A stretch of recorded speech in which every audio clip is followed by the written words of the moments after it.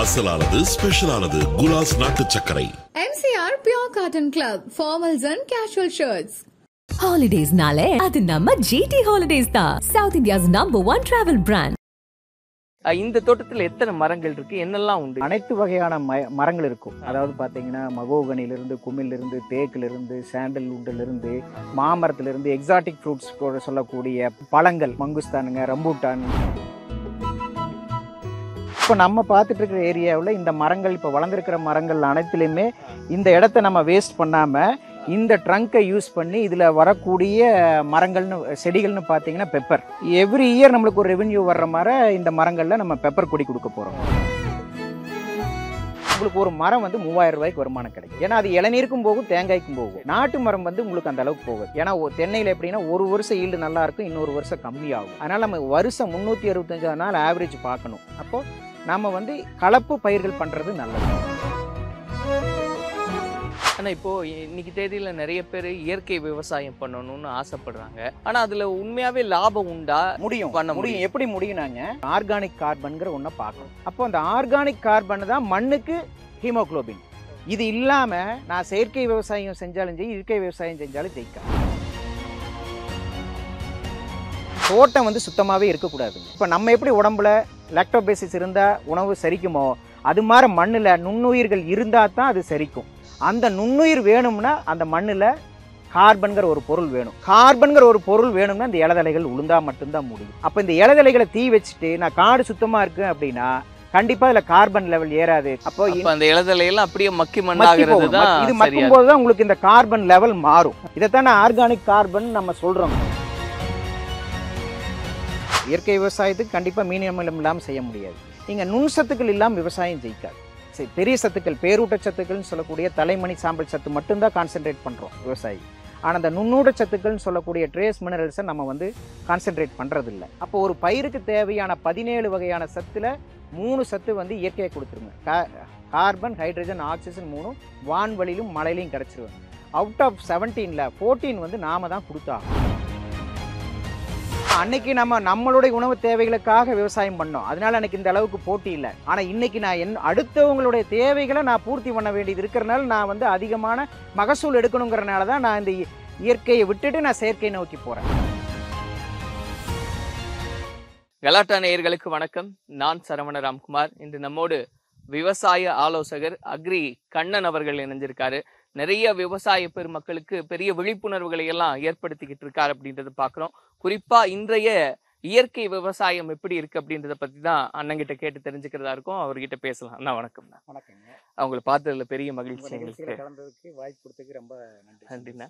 அண்ணா, இன்னைக்கு தேதியில இயற்கை விவசாயம் சம்பந்தப்பட்ட நிறைய விஷயம் கேட்கணும்னு விருப்பம். ஆனா குறிப்பா இந்த தோட்டத்தை நீங்க வந்து பராமரிக்கிறீங்க இல்லையா?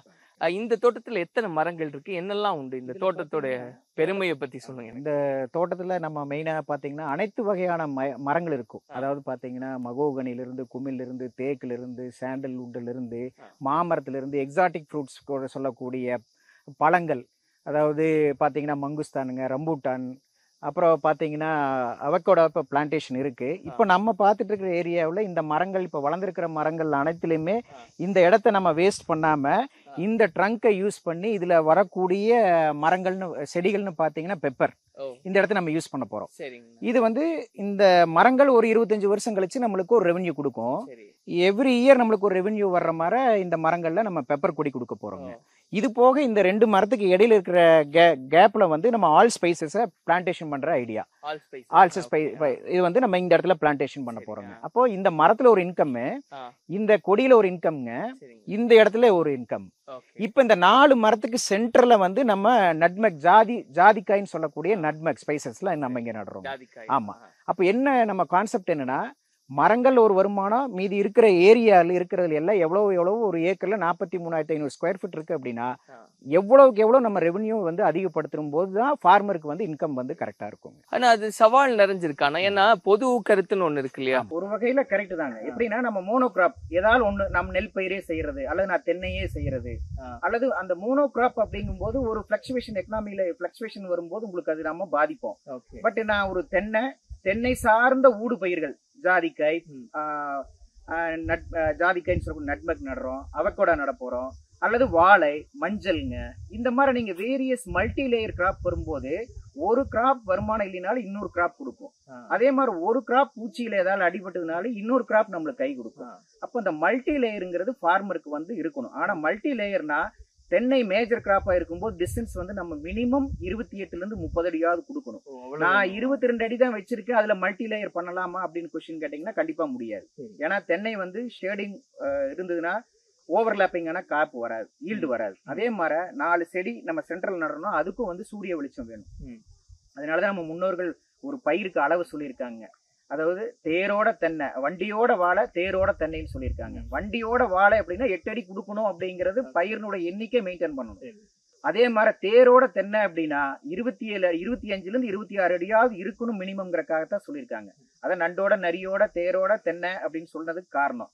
அதே மாதிரி 1000, அதாவது அணில் தாவா மரம் 1000 இருந்தால் அரசின் வாழக்கூடிய செல்வாக்கில் வாழலான்னு சொல்றாங்க. அப்ப அணில் ஒரு மரத்துல இருந்து இன்னொரு மரத்துக்கு தாண்டாம இருக்கணும்னா 25ல இருந்து 26 அடி இருந்தா தான் அது தாண்டாது. அப்ப அதுக்கு இன்னொரு அர்த்தம் என்னன்னா, பூச்சிகளினுடைய தொல்லை கம்மியா இருக்கும், விண்டு வந்து உள்ள நல்லா வரும், போட்டோ சிந்தசிஸ் வந்து நல்லா நடக்குங்க. இப்போ காலையில 10 o'clock இருந்து 3 o'clock வரைக்கும் சன் வந்து சுத்திட்டு வரும்போது அது எவ்வளவுக்கு எவ்வளவு ஹார்வெஸ்ட் பண்ணுதோ அந்த அளவுக்கு ஈல்டு நடக்கும். ஏன்னா அந்த போட்டோ சிந்தசிஸ் நடக்கும்போது தான் உங்களுக்கு உணவு தயாரிக்கிறது நல்லா நடக்கும். அப்ப சூரிய வெளிச்சம் வேணும், பயிரினோட எண்ணிக்கையும் வேணும். அப்ப இருந்தா தான் உங்களுக்கு வரும். நாத்து நம்ம வாங்கி நடுறோம் அப்படின்னா 25 வருஷம் கழிச்சு அது 1.25 டன்னுல இருந்து 2 டன் வரும். அப்ப இன்னைக்கு டன்னு ஒரு வெயிட் எடை போட்டீங்கன்னா இன்னைக்கு 45,000 ரூபாய் எடை போகுது, 30ல இருந்து 45,000 ரூபாய். அப்போ நீங்க அது 1.25 டன் போட்டீங்கன்னா மரம் வந்து 60,000 இருந்து 70,000 ரூபாய் நம்மளுக்கு. நாம இன்வெஸ்ட் பண்ணது 25,000 ரூபாய். ஆனா நான் சொல்றது அந்த 25 வருஷம்னா மரம் வந்து நல்லா நிப்பிங் பண்ணும். 22 அடி 23 அடி வந்து பிரான்ச் அவுட் பண்ணணும், பிரான்ச்சே இல்லாம கொண்டு போகும். நிறைய ஃபார்மர் என்ன பண்றாங்கன்னா மரங்கள் நட்டி வச்சுட்டு பிரான்ச் அவுட் பண்ணிடுறாங்க, வேலை போறது இல்லை. இப்போ நம்ம தேக்கு மரம்னா 22 அடியில இருந்து 23 அடி வந்து ஒரே சிலிண்டரிக்கலா கொண்டு போகும். அது எப்படின்னா நம்மளால செஞ்சிடும், தாராளமா செய்யலாங்க. எப்படின்னா இப்போ அந்த லீஃபுக்கு இடையில பாத்தீங்கன்னா ஒரு சின்ன பட்டு மாதிரி வரும், அதைதான் நிப்பிங் சொல்லுவோம். அந்த சின்ன வயசுல நம்ம அதை உடைச்சிட்டோம்னா நிப்பிங் ஆயிரும். அப்புறம் அதுல இருந்து பிரான்ச் அவுட் 20 வருஷம் வராது. சப்போஸ் என்னோட சுண்டு விரல் சைஸுக்கு அந்த பிரான்ச் வந்துருச்சு அப்படின்னா 25 வருஷத்துக்கு நீங்க எவ்ரி 3 months அதை கட் பண்ணிட்டே இருக்கணும். அது ஒரு லேபர். சரிங்களா? அப்ப மரத்தினுடைய குவாலிட்டி போயிரு. இங்க ஒரு மார்க்கர் வரும். இங்க வந்து அந்த மார்க்கர் வரும்போது ஒரு ட்ரேடர் வந்து வாங்கும் போது இந்த மார்க்கரை எல்லாம் பார்ப்பான். இவ்வளவு எல்லாம் கழிச்சல் வரும்போது இந்த மரத்துக்கு வந்து 45,000 ரூபாய் டன்னு கொடுக்க முடியாதுங்க, நான் ஒரு 25,000 ரூபாய்க்கு எடுக்கணும் அப்படின்னு. அப்போ நீங்க 25 ரூபாய்க்கு வாங்கி வச்சு 25 வருஷம் மரத்தை வளர்த்தி இந்த ஒரு சின்ன மிஸ்டேக்னால 45,000 ரூபாய்க்கு போற மரத்தை 25,000 ரூபாய்க்கு போகும்போது லாஸ். தென்னை கூட வரக்கூடிய அலைடு கிராப்னு சொல்லக்கூடிய ஷேடு விரும்பி, அதாவது டான்சிங் ஷேடுன்னு சொல்லுவாங்க அதுக்கு. அதாவது எப்படின்னா அந்த வெயில் வரும்போது இந்த ஷேடு வந்து மூவ் ஆயிட்டு இருக்கும். அந்த மூவ் ஆகுற வர்ற கிராப் எல்லாமே இன்னைக்கு வந்து நம்ம நடும்போது வருமானங்கள் வருது. ஏன்னு கேட்டீங்கன்னா தென்னை வந்து ஒரு 37% ஆஃப் இடத்துல மட்டும்தான் அது ஜென்ரேட் பண்ணும். மீதி இருக்கிற 60% இருந்து 65% இருக்கிற இடத்துல நாம எந்த வருமானமும் ஜென்ரேட் பண்றது இல்லை. அப்படிங்கும் போது நீங்க அதே லேபரு, அதே வாட்டர், அதே மென்யூரிங் எல்லாம் கொடுக்குறீங்க. பட் ஒரு ஏக்கர்ல 43,500 ஸ்கொயர் ஃபீட்ல 37% ஏரியால தான் நீங்க வருமானத்தை ஜென்ரேட் பண்றீங்க. பட் இன்வெஸ்ட்மெண்ட் அதிகம். நீங்க ரிட்டர்ன் ஆஃப் இன்வெஸ்ட்மெண்ட் ROI போட்டு பாத்தீங்கன்னா உங்களுக்கு ஒர்க் அவுட் ஆகாது. அதே இதுல அந்த 63% இருந்து 65% என்டியா இருக்கிற லேண்டு, அதுல நாம வந்து வரக்கூடிய ஷேடிங் கிராப்ல வரக்கூடிய வருமானம் வரும்போது உங்களுக்கு இதுல ஒரு வருமானம், இது 25 நாள்ல இருந்து 30 நாளைக்கு ஒரு வருமானம். இது வந்து பெர்னியல் கிராப்பா இருந்தா 6 month ஒன்று வர்றதோ அல்லது எவ்ரி மந்த் வர்ற கிராப்போ வைக்கும் போது அப்போ ஒரு ஏக்கருக்கு பாத்தீங்க அப்படின்னா நம்மளுக்கு தென்னை வந்து இன்னைக்கு ஒரு 1,500 ரூபாய் நாட்டு மரம் கொடுக்குது அப்படின்னா ஹைபிரிட் மரம் ஒரு 3,000 ரூபாய் வருமானம் கொடுக்கும். ஏன்னா அது இளநீருக்கு போகுது, இளநீரோட காஸ்ட் அதிகம், அதனால அது 3,000 rupees வந்து ஒரு மரம் நம்மளுக்கு கொடுக்குது. நீங்க வெறும் இளநீக்கு இல்லாம தேங்காய்க்கு மட்டும்தான் நான் போறேன் அப்படின்னா ஒரு 1,000 ரூபாயில இருந்து 1,500 ரூபாய்க்கு கொடுப்போம். அப்ப இங்கேயே வேரியேஷன் வருது இல்லைங்களா? அப்ப அது போக நம்ம இன்பிட்வீன் 4 மரத்துக்கு சென்டர்ல ஒரு வருமானத்தை ஜென்ரேட் பண்ணும்போது நம்மளுக்கு ஏக்கருக்கு தென்னையோட அடிஷனல் வருமானம் கிடைக்கும் போது ஃபார்மருடைய எக்கனாமிக்கல் வந்து ஃபுல்ஃபில் ஆகும். உங்களுக்கு ஒரு மரம் வந்து 3,000 ரூபாய்க்கு வருமானம் கிடைக்கும். ஏன்னா அது இளநீருக்கும் போகும், தேங்காய்க்கும் போகும். நாட்டு மரம் வந்து உங்களுக்கு அந்த அளவுக்கு போகுது. அப்போ ஒரு ஏக்கருக்கு நம்ம 26க்கு 26 வச்சோம்னா 65 மரம். நீங்க 65 × 3,000 ரூபா ஒரு அமௌண்ட் வரும். அதே 65 மரம் × 1,500 ரூபாயும் போது உங்களுக்கு அதை விட 50% தான் நம்மளுக்கு வருமானம் வரும். இப்போ இது இல்லாம நீங்க உள்ள வந்து 4 மரத்துக்கு சென்டர்ல இன்டர் கிராப் பண்ணும்போது உங்களுக்கு அதுல ஒரு அடிஷனலா ஒரு 1 lakh வரும். சப்போஸ் இதில் ஒரு அமௌண்ட் வரும்போது டோட்டல் அமௌண்ட் பார்த்தீங்கன்னா உங்களுக்கு ஃபார்மருக்கு வந்து பெனிஃபிட்டாக இருக்கும். தோராயமா எவ்வளவு வரும்னா? ஒரு 3 lakhs வரைக்கும் ஏக்கருக்கு நம்ம எடுக்கலாம். ஓகே. ஏக்கருக்கு 3 lakhs வரைக்கும் இன்டர்கிராப் வச்சு எடுக்கலாம். என்ன பீரியட்? அதாவது ஒரு வருஷத்துக்கு நம்ம கனெக்ட் பண்ணிக்கலாம். Okay, ஒரு வருஷம் தான் நம்ம எடுக்கிறது தான் நல்லது. ஏன்னா மாசம் மாசம் நம்ம வந்து கனெக்ட் பண்றதுங்கிறது அவ்வளவு சரிப்பட்டு வராது. ஏன்னா தென்னையில எப்படின்னா ஒரு வருஷம் ஈல்டு நல்லா இருக்கும், இன்னொரு வருஷம் கம்மியாகும். அதனால நம்ம வருஷம் 365 நாள் ஆவரேஜ் பார்க்கணும். அப்படி நீங்க பார்க்கும்போது நாட்டு மரத்துக்கு ஒரு செலவு வரும். இப்போ அது 1500 ரூபா வச்சுக்கிறீங்களா வருமானம், அதுக்கு 750 ரூபா நம்ம செலவு பண்ணுவோம். 600 ரூபாந்து 750 ரூபா. வேறஸ் நீங்க குட்டை நெட்டை எடுத்தீங்க அப்படின்னா நம்மளுக்கு வந்து அதுல செலவு வருமானம் பார்த்தீங்கன்னா 3000 ரூபா வரும், செலவு 1500 ரூபா நம்ம பண்ணணும். அதுல இன்ஆர்கானிக் ஆர்கானிக் உழவு எல்லாம் சேர்த்து நான் சொல்றேன். அப்போ நீங்க அதுல உங்களுக்கு 3000 ரூபாயில 1000 ரூபா போயிட்டாலும் கூட 2000 ரூபாய் நிற்கும். இதுல பாத்தீங்கன்னா 1500 ரூபா போகும்போது 1500 ரூபாயில 600 ரூபா 700 ரூபா போகும்போது இதுல 50% தான் வருமானம் கிடைக்கும். அப்போ நம்ம வந்து கலப்பு பயிர்கள் பண்றது நல்லது. அதாவது ஒரே மோனோகிராப் போறதை விட தென்னைனா தென்னையே போகக்கூடாது. ஓரளவுக்கு தென்னை நாட்டு மரம் வச்சிருந்தேன்னா எனக்கு தண்ணி வசதி இருக்குன்னா ஹைபிரிட் போகலாம். ஹைபிரிட் மீன்ஸ் குட்டை நெட்டை அல்லது நெட்டை குட்டை அல்லது இளநீருக்காக உள்ள வெரைட்டி. இது எல்லாத்தையும் விட இளநீருக்காக உள்ள சிஓடின்னு சொல்லக்கூடிய சாவக்காட்டு ஆரஞ்சு, சரிங்க, சாவக்காட்டு ஆரஞ்சு டார்ஃபு, எம்ஓடின்னு சொல்லக்கூடிய மலேயன் ஆரஞ்சு டார்ஃபு, எம்ஐடின்னு சொல்லக்கூடிய மலேயன் எல்லோ டார்ஃபு, கங்கா பாண்டம், இதெல்லாம் இளநீருக்காக மட்டும் இருக்குங்க. அதில் தேங்காய் நம்ம எடுக்கிறது கஷ்டம். ஏன்னா அது வந்து ஒரு 20 நாள் 22 நாளுக்கு ஒரு இன்ஃப்ளோரசன்ஸ் வரும். அதில் வருமானம் அதிகம். ஆனால் அதுக்கு செலவுகள் அதிகம், தண்ணியும் அதிகம் வேணும். அது இன்புட் காஸ்ட்டும் கொஞ்சம் அதிகமாகும், அதே மாதிரி ரெவன்யூவும் அதிகமாக வருங்க. ஆனால் இப்போ இன்னைக்கு தேதியில் நிறைய பேர் இயற்கை விவசாயம் பண்ணணும்னு ஆசைப்படுறாங்க. எந்த ரசாயன கலப்பு இல்லாத ஒரு விவசாயத்தை முன்னெடுக்கணும்னு. ஆனால் அதில் உண்மையாகவே லாபம் உண்டா? சில பேர் அது சவால்னு சொல்கிறாங்க, இல்லை சில பேர் அதை சரியாக பண்ணோன்னா லாபம் எடுக்க முடியும் அப்படின்னு சொல்கிறாங்க. முடியும், பண்ண முடியும். எப்படி முடியும்னாங்க, மெயினாக பார்த்தீங்கன்னா நம்மளுக்கு எப்படி நம்ம ஹியூமன் பீயிங்க்கு நம்மளுக்கு முக்கியமான ஒரு பிளட் டெஸ்ட் பண்ணோம்னா ஹீமோக்ளோபின் நம்மளுக்கு இருக்கணும் இல்லைங்களா? ஹியூமனுக்கு இவ்வளோ கவுண்ட் இருந்தால் தான் நல்லா இருப்போம். சப்போஸ் ஹீமோக்ளோபின் குறைஞ்சிருச்சுன்னு வைங்களேன், நம்மள அனிமிக் ஆயிடுவோம். அப்போ நம்ம வந்து ஹெல்த்தியா இல்லைன்னு அர்த்தம். அதே மாதிரி சாயிலுக்கு பார்த்தீங்க அப்படின்னா ஒரு ஹீமோக்ளோபின் நம்ம எடுத்துக்கலாம். ஒரு கம்பேரிசனுக்காக நான் அதை சொல்றேன். இப்போ நம்ம எல்லாரும் சாயில் டெஸ்ட்டை எடுக்கிறது இல்லை, எந்த ஃபார்மரும் எடுக்கிறது இல்லை. அதில் பார்க்கணும்னா மெயினாக பார்த்தீங்கன்னா என்பிகேன்னு சொல்லக்கூடிய தலைமணி சாம்பல் பார்ப்பாங்க, அதாவது நுண்ணூட்டச்சத்துன்னு சொல்லக்கூடிய எம்என் பார்ப்பாங்க, அதுக்கடுத்து பிஹெச்னு சொல்லுவாங்க, பவர் ஆஃப் ஹைட்ரஜன் சொல்லுவாங்க, அதாவது மண்ணினுடைய அமிலத்தன்மை காரத்தன்மை எவ்வளவு இருக்கணும் அப்படிங்கிறத சொல்லுவாங்க. இது பார்க்கறதுனால என்ன பிரயோஜனம்? இதெல்லாம் பார்த்துட்டு இதுல எல்லாம் கம்மியா இருக்கும்போது அடுத்து ஒரு முக்கியமான அந்த ஹீமோக்ளோபின் ஒன்று இருக்கு, ஆர்கானிக் கார்பன்கிற ஒன்றை பார்க்கும். அப்போ அந்த ஆர்கானிக் கார்பன் தான் மண்ணுக்கு ஹீமோக்ளோபின். இது இல்லாம நான் செயற்கை விவசாயம் செஞ்சாலும் ஜெய், இயற்கை விவசாயம் செஞ்சாலும் ஜெயிக்காது. என்ன அப்படின்னா சிம்பிளா சொல்ல போனா ஒரு ஆர்கானிக் கார்பன் மண்ணுல 0.5 தான் இருக்குன்னு வச்சுக்கோங்களேன். அந்த மண்ணு வந்து ஐசியூல இருக்கிற மாதிரி ஒரு ஃபீல் ஆகும். அப்ப ஐசியூல இருக்கிறவங்க எந்த ஒர்க்குமே செய்ய முடியாது இல்லைங்களா? அப்ப அந்த மாதிரி நீங்க இல்ல அந்த தன்மை மண் மலடாயிருச்சு, அந்த இண்டிகேட் பண்றது அந்த ஆர்கானிக் கார்பன். அப்ப நம்ம இந்த ஆர்கானிக் கார்பன் டெஸ்டே இல்லாம நாம வந்து விவசாயம் நான் வந்து இயற்கை பண்றேன் செயற்கையா பண்ணிட்டு இருக்கேன்னா ஜெயிக்காது. அப்ப இந்த ஆர்கானிக் கார்பனை இம்ப்ரூவ் பண்ணணும். எவ்வளவு பண்ணணும்? 1 வரைக்காவது கொண்டு வரணும். இப்போ 187 நாட்டுல டெஸ்ட் எடுத்து பொள்ளாச்சியில ஒருத்தர் பாத்தீங்கன்னா 3.36 கொண்டு வந்திருக்காரு. எவ்வளவுங்க? 1 இருந்தா போதும் நம்ம சொல்றோம், ஆனா 3.36 கொண்டு வந்திருக்காரு.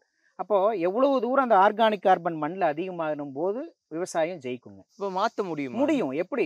கண்டிப்பா முடியுங்க. அதாவது செயற்கை விவசாயம் செய்யும் போது கண்டிப்பா ஆர்கானிக் கார்பன் ஏறாது. சரி. ஏன்னா அந்த இப்போ கரிங்கிற ஒரு தன்மை இல்லை. சரி. இப்போ நீங்க எந்த உரம் எடுத்துக்கலாம், யூரியா எடுத்துக்கலாம், அல்லது டையமோனியம் பாஸ்பேட்ல 2 உரம் தான் இருக்கு, யூரியால 1 நைட்ரஜன் தான் இருக்கு, எஸ்எஸ்பின்னு சொல்லக்கூடியதுல 4 இருக்கு, கால்சியம் இருக்கு, பாஸ்பரஸ் இருக்கு, சல்பர் இருக்கு, குளோரின் இருக்கு. இப்படி பாத்தீங்கன்னா ஒரு உரம் எடுத்துட்டீங்கன்னா 2 அல்லது 3 சத்துக்கள் தான் இருக்கும். ஆனா இயற்கை உரங்கள் இப்ப மாட்டுச்சாணமோ ஆட்டுச்சாணமோ கோழி உரமோ இதுல எல்லாம் பாத்தீங்கன்னா மீன் அமிலம், இந்த மாதிரி எல்லாம் மீன் அமிலங்கிறது ஒரு சிறந்த உரம். இயற்கை விவசாயத்துக்கு கண்டிப்பா மீன் அமிலம் இல்லாம செய்ய முடியாது. அந்த மாதிரி மீன் அமிலத்துல பாத்தீங்கன்னா நைட்ரஜன் 60% பக்கம் இருக்கு, பாஸ்பரஸ் இருக்கு, பொட்டாஸ் இருக்கு, ட்ரேஸ் மினரல்னு சொல்லக்கூடிய நுண் சத்துக்களும் இருக்கு. நீங்க நுண் சத்துக்கள் இல்லாம விவசாயம் ஜெயிக்காது. சரி, பெரிய சத்துக்கள் பேரூட்ட சத்துக்கள்னு சொல்லக்கூடிய தலைமணி சாம்பல் சத்து மட்டும்தான் கான்சென்ட்ரேட் பண்றோம் விவசாயி. ஆனா அந்த நுண்ணூட்ட சத்துக்கள்னு சொல்லக்கூடிய ட்ரேஸ் மினரல்ஸை நம்ம வந்து கான்சென்ட்ரேட் பண்றது இல்லை. அது அந்த உரங்களும் அதுல இருக்கிறது இல்லை. அப்போ இந்த பயோ ப்ராடக்ட் பண்ணும்போது இப்போ இயற்கை சார்ந்து நீங்க பண்ணும்போது என்னன்னா இந்த என்பிகே சொல்றதும் கிடைச்சிருது, 2ஆம் நிலைச்சல் சொல்லக்கூடிய கால்சியம் மெக்னீசியம் சல்ஃபரும் கிடைச்சிருது, ட்ரேஸ் மினரல் சொல்லக்கூடிய நுண்ணூட்ட சத்துங்களும் கிடைச்சிருது. அப்போ ஒரு பயிருக்கு தேவையான 17 வகையான சத்துல 3 சத்து வந்து இயற்கையை கொடுத்துருங்க. கார்பன் ஹைட்ரஜன் ஆக்சிஜன் 3 வான்வெளியிலும் மழையிலும் கிடைச்சிருவேன். அவுட் ஆஃப் 17ல் 14 வந்து நாம தான் கொடுத்தாகும் ஒரு பயிருக்கு. அப்போ நீங்கள் உரமாக கொடுக்குறது, கெமிக்கலாக கொடுக்குறத விட இயற்கை சார்ந்த பொருள் கொடுக்கும்போது அந்த 3 கார்பன், ஹைட்ரஜன், ஆக்சிஜன் தவிர்த்து மீதி 14 சத்துக்களும் ஒரு பயிருக்கு கிடைக்கும்போது விவசாயம் ஜெயிக்குங்கிறது என்னோட கருத்து. ரொம்ப நிறைய விஷயம் சொல்லியிருக்கீங்கண்ணா, ரொம்ப சந்தோஷம். நிறைவாக ஒரு விஷயம் மட்டும் சொல்லி முடிக்கலாம். சரி. நிறைய பேர் இன்னைக்கு வந்து இயற்கை விவசாயத்தோட ஒரு வாழ்க்கையை வாழணும்னு ஆசைப்படுறாங்க. ஐடி துறையிலேருந்து பல்வேறு துறைகள்ல இருந்து ஒரு கட்டத்துக்கு மேலே நான் இயற்கையோட ஏந்த வாழ்க்கைக்கு வரேன்னு, அப்படி வரணும்னு ஆசைப்படுறவங்களுக்கு எதெல்லாம் கருத்தில் வச்சுட்டு வரணும், என்ன விழிப்புணர்வோட வரணும்னு ஒரு 5 பாயிண்ட் மாதிரி சொல்லிட்டீங்கன்னா எல்லாருக்கும். அதாவது விவசாயம் பண்ணணும்னு முடிவு பண்ணிட்டா ஒரு சைட் செலெக்ஷன்ட்டு முடிவு பண்ணாலே ஒரு 6 மந்த் நீங்க அந்த இடத்துக்கு ஒரு மந்த்லி ஒன்ஸாவது டிராவல் பண்ணுங்க. ஓகே, 6 மாசம் முன்னாடியே அல்லது இன்னொன்னு சொல்ல போனா 1 இயர் பிஃபோரா நீங்க ஸ்டார்ட் பண்ணுங்க. சரி, நான் வந்து 26ல லேண்ட் வாங்க போறேன் அப்படின்னா நீங்க 25ல ஸ்டார்ட் பண்ணுங்க. ஆனா வாங்க கூடாது. எந்த ஏரியான்னு செலக்ட் பண்ணுங்க ஃபர்ஸ்ட். அதுல பர்டிகுலர் பிளேஸை நீங்க செலக்ட் பண்ணிட்டு அந்த ஏரியாவை எவ்ரி மந்த்தும் போய் டிராவல் பண்ணி எந்தெந்த சீசன்ல எல்லாம் அந்த ஏரியா நல்லா இருக்கு, வாட்டர் நல்லா இருக்கா, இல்ல ரெயின் பேட்டர்ன் நல்லா இருக்கா, காத்து பிரச்சனை இருக்கா, லேபர் அவைலபிலிட்டி இருக்கா, இப்படிங்கிற எல்லா பேராமீட்டரையும் ஃபர்ஸ்ட் செக் பண்ணணும். நீங்க போய் ஃபில் பண்ணணும் முதல்ல. இத ஃபர்ஸ்ட். சரி சரி, அதுவெல்லாம் எனக்கு ஃபுல்ஃபில் ஆயிருச்சு. அடுத்து அப்படின்னா நீங்க மண்ணையும் தண்ணியும் டெஸ்ட் பண்ணிடணும். சரி, மண்ணையும் தண்ணியும் நீங்க டெஸ்ட் பண்ணணும். மண்ணில் என்னென்னலாம் ப்ராப்ளம் இருக்கு, தண்ணியில் என்னெல்லாம் ப்ராப்ளம் இருக்குது. அது ஆற்று தண்ணியாக இருந்தால் நீங்கள் வேண்டியதில்லை. பட் இன்றைக்கி இருக்கிற பிரச்சனை ஆற்று தண்ணி டெஸ்ட் பண்ணி தான் ஆகணும். ஏன்னா கண்டாமினேஷன் ஆகிட்டு இருக்கு. பர்டிகுலராக போர் வாட்டர் இருந்தாலும் சரி, வெல் வாட்டராக இருந்தாலும் நீங்கள் டெஸ்ட் பண்ணணும். ஏன்னா அதில் சோடியம் அப்சார்ப்ஷன் ரேஷியோ அதிகமாக இருந்தது அப்படின்னா நீங்கள் வந்து நல்லா கிராப் பண்ணணும்னு நினச்சிங்கன்னா கண்டிப்பாக கஷ்டம். அப்போ நீங்கள் வாட்டர் டெஸ்ட் பண்ணணும், மண்ணையும் டெஸ்ட் பண்ணணும். இது ரெண்டும் மேட்ச் பண்ணிட்டு தான் நீங்கள் வந்து அடுத்து நான் கிராப்பை வந்து செலக்ட் பண்ணணும். நான் வந்து மரங்களே போகிறேன் அப்படின்னா அதில் என்னென்ன மரம் ஒரு 5 வருஷத்துல ஒரு வருமானம் கொடுக்கணும், 10 வருஷத்துல கொடுக்கணும், 15 வருஷம், 25 வருஷம், இப்படி பிரிச்சு போடணும். அப்ப அந்த மரத்துல என்ன கொடுக்கணும், அந்த மரம் இல்லாம என்ன நம்ம பண்ண முடியும், அது போக இது பவுண்டரி கிராப் போக உள்ள நான் என்ன கிராப் பண்ண போறேன், நெல் பயிர் பண்றேனா அல்லது கடலை பண்றேனா அல்லது பப்பாளி பண்றேனா, அந்த பப்பாளி பண்ணும்போது நான் த்ரூ அவுட் இயர் நான் வந்து ஒரு மார்க்கெட்டுக்கு சப்ளை பண்றேனா அல்லது நான் வேல்யூ அடிஷன் பண்றேனா, வேல்யூ அடிஷன் பண்ணக்கூடிய கெப்பாசிட்டி நம்மளுக்கு இருக்கா அப்படிங்கிறத முதல்ல ஸ்டடி பண்ணி அதுக்கு தகுந்த மாதிரி பயிரை செலெக்ஷன் பண்ணி அந்த பயிர் டிஸ்டன்ஸு, பயிர் செலெக்ஷனு, சைட் செலெக்ஷன் எல்லாம் பண்ணிவிட்டு அவங்க விவசாயத்துக்கு வந்து அவங்களுக்கு இதில் ஒரு அனுபவம் இருந்து முதல்ல அதை செய்யணும். அப்படித்தான் விவசாயம் ஜெயிக்கும் இல்லைங்களே. நாம் பாட்டுக்கு நீங்கள் வேறு ஏதாவது ஒரு இதில் படிச்சுட்டு வந்துட்டு நான் லேண்டை வாங்கிட்டே செய்யுங்கிறது கண்டிப்பாக விவசாயம் ஜெயிக்காது. நான் ஃபார்மர்கிட்ட வேண்டிக்கிறது என்னன்னாங்க, எந்த தோட்டமாக இருந்தாலும் இந்த இலைகள் தலைகள் விழுகிறத மட்டும் தீ வைக்காதீங்கிற என்னோட தாழ்மையான வேண்டுகோள். ஏன்னா தோட்டம் வந்து சுத்தமாகவே இருக்கக்கூடாதுங்க. தோட்டம் வந்து இந்த மாதிரி இலைதலைகள் நம்ம வீடியோவில் பார்க்குற மாதிரி இந்த இலைதலைகள் இருக்கணும். சரி, இந்த இலைதலைகள் தான் வந்து அதாவது மண்ணில் வாழக்கூடிய உயிர்கள் பார்த்தீங்கன்னா ஒரு டீஸ்பூன் எடுத்தீங்கன்னா 5 கோடி நுண்ணுயிர் இருக்கணும் ஒரு டீஸ்பூன். அப்போ 43,500 ஸ்கொயர் ஃபீட்ல நீங்க எடுத்தீங்கன்னா எவ்வளவு வெயிட் இருக்கணும் தெரியுங்களா? 2000 கிலோ இருக்கணும். அந்த அந்த மண் அந்த அந்த ஆர்கானிக்ஸ் எல்லாம் நீங்க வெயிட் போட்டு பார்த்தீங்கன்னா ஒரு 1500லேருந்து 2000 கிலோ இருக்கும். நம்ம புரியுற மாதிரி எடுத்துக்கிட்டா நம்ம தோட்டத்தில் வளர்த்துற 2 மாடோட வெயிட்னு வச்சுக்கோங்களேன். அந்த அளவுக்கு வெயிட் அது இருக்கும். அது என்னென்ன இருக்குங்கன்னா பாக்டீரியா இருக்கும், ஃபங்கஸ் இருக்கும், வைரஸ் இருக்கும், ஆல்கே இருக்கும், ஆக்டோமைசிஸ் இருக்கும், வைரஸ் இருக்கும், அடுத்து மண்புழு இருக்கும். இப்போ இத்தனை உயிர்களுக்கு உணவு வேணும் இல்லைங்களா? இப்போ நம்ம எப்படி உடம்புல லாக்டோபேசிஸ் இருந்தால் உணவு செரிக்குமோ அது மாதிரி மண்ணில் நுண்ணுயிர்கள் இருந்தால் தான் அது செரிக்கும். அது வான்வெளியிலிருந்து வர நைட்ரஜனாக இருந்தாலும் சரிங்க, கீழே இருக்கிற பாஸ்பரஸை உடச்சி கொடுக்குறதா இருந்தாலும் அது ஒரு நுண்ணுயிர் தான். அந்த நுண்ணுயிர் வேணும்னா அந்த மண்ணில் கார்பன்கிற ஒரு பொருள் வேணும். கார்பன்கிற ஒரு பொருள் வேணும்னா இந்த இலைதலைகள் உளுந்தா மட்டும்தான் முடியும். அப்போ இந்த இலைதலைகளை தீ வச்சுட்டு நான் காடு சுத்தமாக இருக்கு அப்படின்னா கண்டிப்பாக இதில் கார்பன் லெவல் ஏறாது. கார்பன் லெவல் ஏறலைன்னா மண் அதாவது மைக்ரோப்ஸோட ஆர்கானிக்ஸோட க்ரோத் இருக்காது. க்ரோத் இல்லைன்னா நீங்கள் கொடுக்குற மெட்டீரியல் அதாவது சாணமோ எது கொடுத்தாலும் அதை வந்து டைஜஸ்ட் பண்ணக்கூடிய பவர் அந்த உயிருக்கு இருக்காது. அப்போ நீங்கள் கொடுக்குற உரம் மேலே போகாது, சத்துக்கள் எதுவும் மேலே போகாது. அப்போ அந்த இலைதலையெல்லாம் அப்படியே மக்கி மண்ணாகிறது தான். இது மக்கும் போது தான் உங்களுக்கு இந்த கார்பன் லெவல் மாறும். இதைத்தான் ஆர்கானிக் கார்பன் நம்ம சொல்றோங்க. இப்போ இந்த இலைதலைகள் விழுகும்போது என்னன்னாங்க, இப்போ இந்த இடம் நம்ம இலைகளை கூட்டியிருக்கோம், நம்ம தெரிஞ்சுக்கிறதுக்காக இதை சுத்தமா வச்சிருக்கோம், இந்த பகுதி சுத்தமா இல்லாம வச்சிருக்கோம். இப்போ ஒரு டெம்பரேச்சர் இப்போ வெயில் வருதுன்னு வைங்களேன், 42 டிகிரி அடிக்கும் நீ வெயில் அதிகமாகும் போது. அப்போ என்னன்னா சாயில்ல பட்டு ரிஃப்ளெக்ட் ஆகும்போது இந்த மரத்துக்கு தான் ஃப்ரெஷ் ஆகும், அந்த மரத்துக்கு கேடு. அதாவது ஏபயோட்டிக் பயோட்டிக் ஸ்ட்ரெஸ்ன்னு சொல்லுவோம். Okay. வெளிப்புறத்திலிருந்து பிரச்சனை, உள் பிரச்சனை. உள்ளனா பூச்சி, நெமட்டோட்ஸ் எல்லாம். வெளிப்பிரச்சனைங்கிறது இந்த டெம்பரேச்சர் அதிகமா இருக்கு. நம்மளுக்கு எப்படி சரும பிரச்சனை வருதோ அதே மாதிரி மரங்களுக்கு இருக்கு. அது ஃபீல் பண்ணுங்க. பட் நாம அதை அண்டர்ஸ்டாண்ட் பண்றது இல்ல. அப்ப இந்த டெம்பரேச்சர் கீழே வந்து ரேடியேஷன் மேல போகும். இப்போ ஒண்ணு இல்லைங்க, ஆஸ்பெட்டாஸ் ஷீட்டுக்குள்ள நின்னீங்கன்னா ஒரு டெம்பரேச்சர், அதே ஓப்பன்ல இருக்கும்போது தெரியாது. ஆஸ்பெட்டாஸ் வந்து மோர் ரேடியேஷன். அதே மாதிரி நீங்க உழவு ஓட்டிக்கிட்டே இருந்தீங்கன்னா இருக்கிற கார்பன் எல்லாம் மேல போயிடும். இந்த உயிர்களுக்கு உணவே கிடைக்காது. மண்ணு சூடாயிரும். மண்ணு சூடானா எந்த உயிர்களும் வேலை செய்யாது, உணவு தயாரிக்காது. அப்ப இது இருந்துச்சு அப்படின்னா நம்ம ஒரு ஓலச்சாலைக்குள்ள இருக்கும்போது எவ்வளவு டெம்பரேச்சர் இருக்குமோ 23 டிகிரி மெயின்டைன் ஆகும். அதாவது 17 இருந்து 23 டிகிரி மெயின்டைன் ஆனா தான் இந்த மைக்ரோப்ஸ் வேலை செய்யும், இல்லைன்னா வேலை செய்யாது. அப்போ நீங்க உழவு ஓட்டுறது அப்படிங்கிறது நாம சுத்தமா வச்சுக்கிறதுங்கிற நினைக்கிறோம், பட் அப்படி இல்லை. இன்னொன்னு சொல்லுவாங்க, நான் களைகளுக்காக ஓட்டுறேன் அப்படின்னு. இது சப்ஜெக்ட் பெருசுங்க. களைப்பயிர்ங்கிறது பயிராவே பார்க்க கூடாது. களைப்பயிரும் உணவு பயிரும் ரெண்டும் போட்டி அல்ல. ஒரு 5வது படிக்கிற பையனும் காலேஜில் படிக்கிற பையனும் போட்டி கிடையாது. அது மாதிரி உணவு பயிரு தனி, களைப்பயிறு தனி. ஃபார்மர்ஸ் வந்து நீங்கள் சாயில் டெஸ்ட்டில் எடுக்கிறீங்க அப்படின்னா முதல்ல நீங்கள் என்பிகே பார்ப்பீங்க. அடுத்து அதாவது என்பிகேங்கிறது தலைமணி சாம்பல் சத்து. அதுக்கடுத்து பார்த்தீங்கன்னா நூட்டச்சத்து எம்என்னு சொல்லக்கூடியது. அதுக்கடுத்து பிஹெச் மண்ணுடைய அமிலத்தன்மை காரத்தன்மை. அது எவ்வளோ இருக்கணும்னா 6.5லேருந்து 7.5 இருந்ததுன்னா நீங்கள் உங்கள் மண் நல்லா இருக்குது, எல்லா பயிரும் வைக்கலாம் அப்படிங்கிறத நீங்கள் தெரிஞ்சுக்கலாம். அதுக்கடுத்து முக்கியமாக நீங்கள் தெரிஞ்சுக்க வேண்டியது இந்த ஆர்கானிக் கார்பன் அவசியம். நீங்கள் எந்த டெஸ்ட் எடுத்தாலும் இந்த ஆர்கானிக் கார்பனுங்கிறத ஒன்று எடுங்க. அது மினிமம் 0.5 இருந்தால் உங்கள் மண் புரியறதுக்காக சொல்கிறேன், அந்த மண் ஐசியூவில் இருக்கிறதாக நினச்சிக்கோங்க. அதே மாதிரி 0.5லேருந்து 0.75 இருந்துச்சுன்னா ஐசியூலேருந்து 1 வருஷம் வந்தால் நம்ம என்ன நிலைமையில் இருக்குமோ அந்த மாதிரி தான் அந்த மண் இருக்கும்.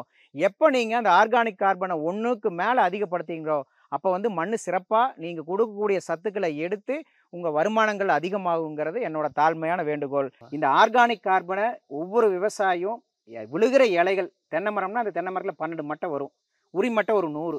இதை நீங்கள் போட்டு இது பண்ணிங்கனாலே ஒரு பயிருக்கு தேவையான 17 சத்துக்களில் 13, அதாவது 3 சத்துக்கள் போக 14 சத்து அதுலேயே கிடைக்குது. அதில் மெயினாக பார்த்தீங்கன்னா விவசாய கழிவுகளில் பார்த்தீங்கன்னா இப்போ இந்த கழிவு இருக்குன்னு வைங்களேன், இதில் பார்த்தீங்கன்னா நைட்ரஜன் இருக்குது, சல்ஃபர் இருக்குது. ஓகே, இந்த சல்ஃபர் வெளியிலிருந்தும் கொண்டு வரலாம், பட் இந்த இலதலைகள்லேயே இருக்குது. அப்போ இந்த சல்ஃபர் இருந்தால் தாங்க ஒரு பயிரோட லைஃப் சைக்கிள் வந்து கம்ப்ளீட் ஆகும். அது எப்படின்னா இப்போ ஆயில் கிராப்னு வச்சுக்கோங்களேன். இப்போ எண்ணெய் வித்து பயிர்னு எடுக்கிறோன்னா அது வந்து ஆயிலுக்காக தான் நம்ம செய்கிறோங்க. இப்போ கிரவுண்ட் நட்டு, சீசம் இதெல்லாம் பார்த்தீங்கன்னா நான் ஆயில் எக்ஸ்ட்ராக்ட் பண்ணுறக்காக எடுக்கிறோம். அப்போ அந்த ஆயிலோட பர்சன்டேஜ் அதிகமாகனா சல்ஃபர் கண்டென்ட் வேணும். சல்ஃபர் இல்லாமல் ஆயில் சிந்தசிஸ் ஆகாது. அப்போ இந்த அமினோ ஆசிட் வந்து 20 அமினோ ஆசிட்ஸ் இருக்குங்க. இந்த அமினோ ஆசிட்ல 3 அமினோ ஆசிட் வந்து ரொம்ப முக்கியம். Cystine, methionine, cysteine. இந்த 3 அமினோ ஆசிட் ரொம்ப முக்கியம். அது சல்ஃபர் இருந்தால் தான் உருவாகும். அது உருவானா தான் புரோட்டீன் உருவாகும். அப்போ தான் நைட்ரஜன் கம்ப்ளீட் சைக்கிள் ஆகும். அப்போது இந்த இலைதலைகள் அவ்வளோ சத்து இருக்குது. நாம் தீ வைக்கிறதுனால எந்த ஒரு அட்வான்டேஜும் இல்லை. முடிஞ்ச அளவுக்கு இலைதலைகளையோ அல்லது சணப்பை, கொள்ளு இந்த மாதிரி இயற்கை சார்ந்த பொருள்கள் நீங்கள் போடும்போது மண் வளமாகும். மண் வளமானால் பயிர்களும் வளமாகும். வளமாகும் விவசாயிகளும் நல்லா இருப்பாங்க, நாட்டு மக்களும் நல்லா இருப்பாங்கன்னு சொல்லி வாய்ப்பு கொடுத்ததுக்கு ரொம்ப ரொம்ப மகிழ்ச்சி. நான் நிஜமாவே பெரிய மகிழ்ச்சியா இருக்கு உங்களை சந்திச்சதுல. நான் நினைச்சுக்கிட்டு இருந்தேன் விவசாயம் எல்லாம் செஞ்சாதான் மகிழ்ச்சின்னு, விவசாயம் கேட்டாலே மகிழ்ச்சின்ற அளவுக்கு. நீங்க அது அந்த விவசாயிகளோட இது கேட்கும் போதே உங்களுக்கு மகிழ்ச்சியா இருக்கும். உண்மைதானா? ஏன்னா ஒரு காலத்துல எல்லாமே பயிர் செஞ்சு வந்தவங்க. அன்னைக்கு நம்ம நம்மளுடைய உணவு தேவைகளுக்காக விவசாயம் பண்ணோம். அதனால அன்னைக்கு இந்த அளவுக்கு போட்டி இல்லை. நான் வந்து அன்னைக்கு உரங்கள் போடணுங்கிற அவசியம் இல்லை. என்னோட தேவைக்காக நான் விவசாயம் பண்ணேன். ஆனா இன்னைக்கு நான் அடுத்தவங்களுடைய தேவைகளை நான் பூர்த்தி பண்ண வேண்டியது இருக்கிறனால நான் வந்து அதிகமான மகசூல் எடுக்கணுங்கிறனாலதான் நான் இந்த இயற்கையை விட்டுட்டு நான் செயற்கை நோக்கி போறேன். புரியுது, சரிங்களா? அப்ப இயற்கை சார்ந்து நம்ம நிறைய கொடுக்கும்போது கண்டிப்பா கொடுக்க முடியும். ஆனா நான் வெளியில வாங்குற இயற்கை பொருள் நான் கடையில அங்க போய் வாங்குறேன், இங்க போய் வாங்குறங்கும் போது விவசாயம் ஜெயிக்காது. மெயினா இயற்கை விவசாயத்துல அவங்கவுங்க கிட்ட இருக்கிற பொருளை அவங்கவுங்க பண்ணினா மட்டும்தான் விவசாயம் ஜெயிக்கும். நான் வெளியில போய் இன்னொன்னு நல்லா சொல்லுவாங்க, நான் மண்புழு உரம் வாங்கி வைக்கிறேன் அப்படின்னு. மண்புழு உரம் இன்னைக்கு ஆவரேஜா 8 ரூபாயிலிருந்து 10 ரூபா நல்ல மண்புழு வரும். நான் என்னோட கருத்து என்னன்னா, நீங்க மண்புழு உரம் வாங்கி வைக்க வர்றதை விட மண்புழு வந்து உங்க பயிர்கட்டை உருவாகக்கூடிய சூழ்நிலையை நீங்க உருவாக்கி கொடுங்க. நீங்க அந்த மண்புழு 8 ரூபா வாங்கவே வேண்டியதில்லை. அதுக்கு தேவை உணவு தான். இந்த சாணங்களும் அந்த இலைதலைகள் தான் அது கேக்குது. அதுக்கு நம்ம தீ வச்சிடறோமே. இந்த சாணம் வைக்கிறம்பாங்க, கோமியத்தை கொடுக்க மாட்டாங்க. அப்ப பாதி வந்து சாப்பாடு சாப்பிட்டா வயிற்று வெளியிற வர மாதிரி பாதி சாணத்தை மட்டும் கொடுக்குறீங்க, கோமியத்தை கொடுக்கறது இல்லை. கோமியத்துல அவ்வளவு ஆன்டி ஆக்சிடென்ட் இருக்கு, மைக்ரோபியல் ஆக்டிவிட்டிஸ் நிறைய நடக்கும், நைட்ரஜன் இருக்கு. இந்த நைட்ரஜனுக்காக நம்ம போய் வெளியில வாங்குறோம். அப்போ இது எல்லாம் கலந்து கொடுக்கும்போது ஆட்டோமேட்டிக்காக இயற்கை விவசாயம் ஜெயிக்கும். ரொம்ப ரொம்ப சந்தோஷம். நான் சொன்ன மாதிரி இப்போ விவசாயம் அப்படின்றது ஒரு கடல் மாதிரி. எவ்வளோ வேணா நம்ம பேசிக்கிட்டே இருக்கலாம், எவ்வளோ வேணா எஜுகேட் பண்ணலாம். தொடர்ச்சியாக வாய்ப்பு இருக்கும் போதெல்லாம் நம்ம பேசலாம். நிச்சயமா இது எல்லாருக்குமே பயனுள்ளதா போய் சேரும்ன்றதை நம்புறோம். நன்றி. அசலானது ஸ்பெஷலானது குலாஸ் நாட்டு சர்க்கரை. MCR Pure Cotton Club, formals and casual shirts. Holidays nale adu namma GT Holidays da, South India's #1 travel brand.